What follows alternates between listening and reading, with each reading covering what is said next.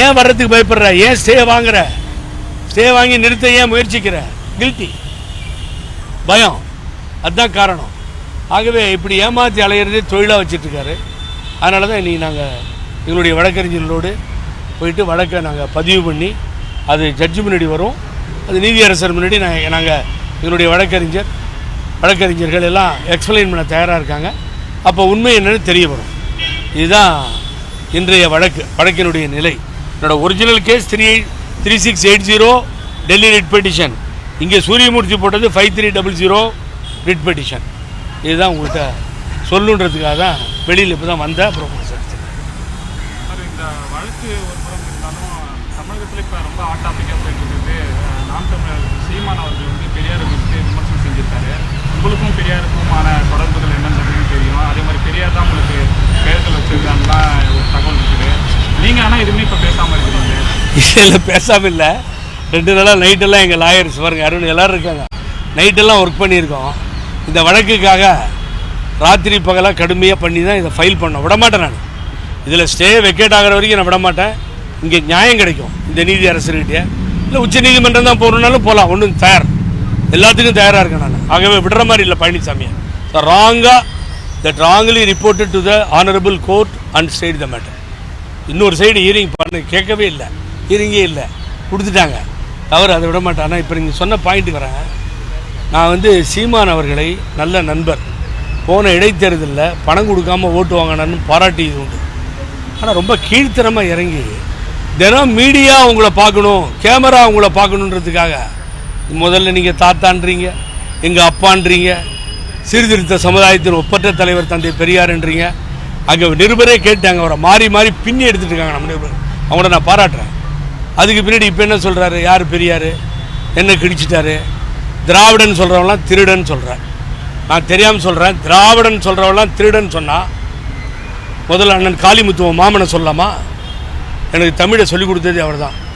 ஏவுகணைகள் மாதிரி வரும் வார்த்தைகள். தந்தை பெரியாரை புகழ்ந்து பேசியதில் முக்கிய பாங்கு இருக்குமே என்று சொன்னால் அண்ணன் காளிமுத்துக்கு இருக்கும். காளிமுத்து திருடன் சொல்லலாமா? சீமான் எனக்கு சொல்லிக் கொடுத்து தெரியாமல் கேட்குறேன். 20ஆம் நூற்றாண்டினுடைய தந்தை பெரியார் மாத்திரம் 20ஆம் நூற்றாண்டில் இல்லாமல் போயிருந்தால் 19வது நூற்றாண்டில் தான் இருப்போம் என்று புரட்சி தலைவி அம்மா சொன்னார்கள். திருடின்னு சொல்லிடுறீ அம்மாவை? இன்னும் மேலே போகிற ஒரு படி. நீ பேசும்போது என்ன பண்ண தப்புன்னு எனக்கு தெரியும். எனக்கு அரசியல் சொல்லிக் கொடுத்த எனது தலைவர் பிரபாகரன்ற. பிரபாகரனுக்கு இங்கே தலை விடுறதுக்காக நேரம் இருந்துச்சு?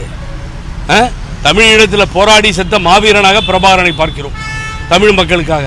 நீ சொல்கிற வார்த்தை என்ன சொல்லிட்டு இருக்க? பிரபாகரன்ட்டு தான் சொல்லிக் கொடுத்தார், அப்புறம் தான் எனக்கு புரியுது, அப்புறம் தான் படித்து தெரிஞ்சுக்கிட்டேன்ற.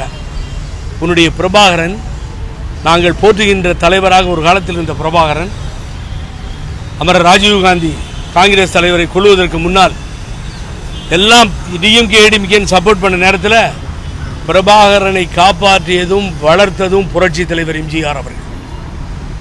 ஏர்போர்ட்டில் பார்த்து பெரிய அமௌண்ட்டு, ஒரு மிகப்பெரிய உதவித்தொகை, அதை சொல்லும் பொழுது பிரபாகரன் பக்கத்தில் இருக்கும்பொழுது சொல்கிறார்,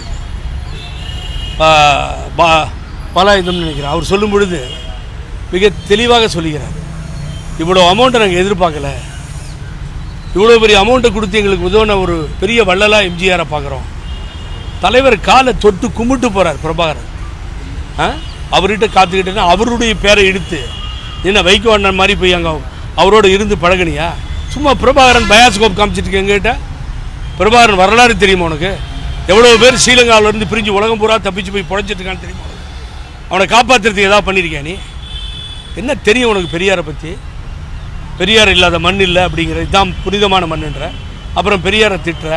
கேமரா முன்னாடி வரணுன்றதுக்காகவே இவர் இப்படி பேசிகிட்டு இருக்கார் சார். இது மிகவும் மோசமான செயல் இது. அப்போ தலைவர் திருடனா? பிரபாகரனுக்கு உதவினார், எல்லாம் பண்ணார், கருப்பு சட்டை போட்டார். இலங்கை தமிழர்களுக்காக புரட்சி தலைவர் எம்ஜிஆர் தொடர்ந்து சொல்லுங்கள் பார்ப்போம். ராஜபக்சேவை சர்வதேச நீதிமன்றத்தில் நிறுத்தி கொலை குற்றவாளி என்று சொல்லி சர்வதேச நீதிமன்றத்தில் நிறுத்தி தண்டனை வாங்கி கொடுக்க வேண்டும், தூக்கில் போட வேண்டும் சொன்னாங்களே அம்மா. உங்களுக்கெல்லாம் அப்போ யோகியதை இருந்தா சொல்கிறதுக்கு? யாரை பற்றி பேசுகிறீங்க நீங்கள்? தந்தை பெரியாரை பேசுவதற்கு உனக்கும் இல்லை, உன்னுடைய தாத்தாவுக்கும் இல்லை, மாமாவுக்கு இல்லை, எவனுக்கும் உரிமை இல்லை. நீ அதெல்லாம் பேசாது எங்களை பார்த்து திருடன்னு சொல்லி. திராவிடனா திருடன், பெரிய மயிர் இவனுங்களா. என்னடா திருடன்? எங்கே இருந்து திருடன்? யாரை திருடன்ற நீ? என்ன தெரியும் உனக்கு திராவிடத்தை பற்றி சொல்லு.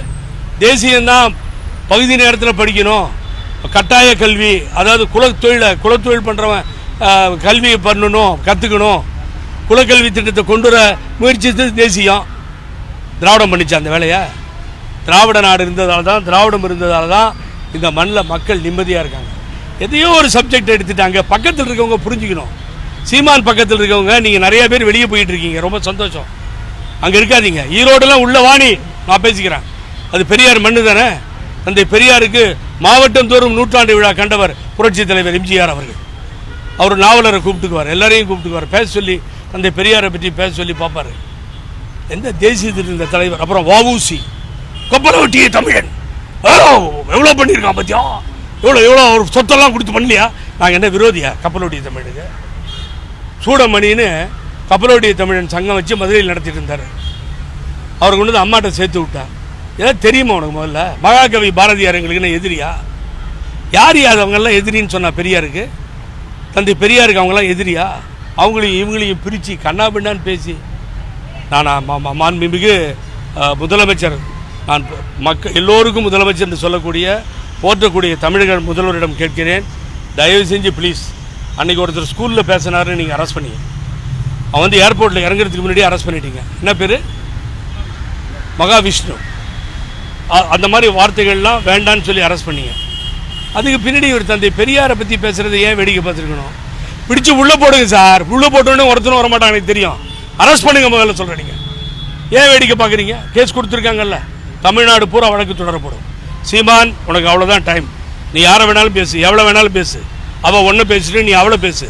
ஆனால் தந்தை பெரியாரை மாத்திரம் தொட்டா வீணாக கெட்டு போயிடுவேன். இது அசிங்கமாக போயிடும். ஈரோடெலாம் இறங்கி பழைய மாதிரி 10,000 ஓட்டு கூட நீ வாங்க முடியாது. பூரா உனக்கு எதிர்ப்பாக பிரச்சாரம் பண்ணி புகழேந்தி தான் உள்ளே வருவேன். ஞாபகம் வச்சுக்கோ, இந்த கேவலமான செயலை விட்டுவிட வேண்டும். தந்தை பெரியார் போல ஒரு தலைவர் இனி உலகத்திலே கிடைக்க மாட்டார். வடக்கே அண்ணல் அம்பேத்கரும் பீலேவும் போராடினார்கள். தெற்கே தாழ்த்தப்பட்ட மக்களுக்காக போராடிய ஒரு ஒப்பற்ற தலைவர் தந்தை பெரியார். மகளிருக்காக போராடிய தலைவர் தந்தை பெரியார். சுயமரியாதை ஊற்றுவித்தவர் தந்தை பெரியார். என்ன ஏதாவது வருதுங்க வாயிலிருந்து, இப்போ பேசுகிற மாதிரி என்னாலையும் பேச முடியும். கண்ணா பண்ண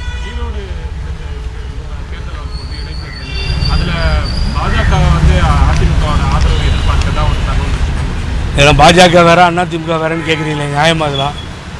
பாஜக வேற அதிமுக வேற. தைரியம் இருந்தால் பழனிசாமி பேச சொல்லுங்க பார்க்குறேன். கொஞ்சம் இன்னைக்கு தேதி என்னங்க, நாமினேஷன் ஸ்டார்ட் ஆகிடுச்சு. அம்மா உயிரோடு இருந்திருந்தா ஒரு எலெக்ஷன் அனௌன்ஸ் பண்ண 1 மணி நேரத்தில் கேண்டிடேட் அனௌன்ஸ் ஆகியிருக்கோம். உடனே லிஸ்ட்டை போட்டு எல்லாத்தையும் போட்டு பட்டியை போட்டு புகழேந்தியிலேருந்து எல்லாத்தையும் போங்கன்னு பிரித்து அனுப்பிச்சிருப்பாங்க.